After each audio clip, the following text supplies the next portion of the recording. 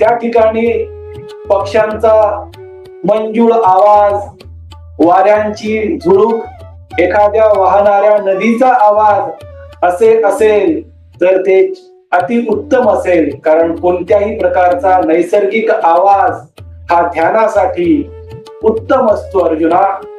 आणि एखादं जर आज्ञाधारक पाळीव प्राणी जर आपल्या सोबत असेल तर तेही उत्तम, पण तो पाळीव प्राणी आज्ञाधारक असावा. तो प्राणी जर आपल्या जवळ बसला तरी चालेल.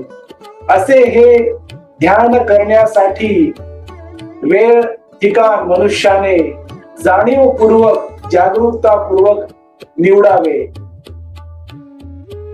अशा ठिकाणी गेल्यानंतर मग ते ठिकाण घरातील असो किंवा घराबाहेरील असो, अशा ठिकाणी गेल्यानंतर आपल्या जवळील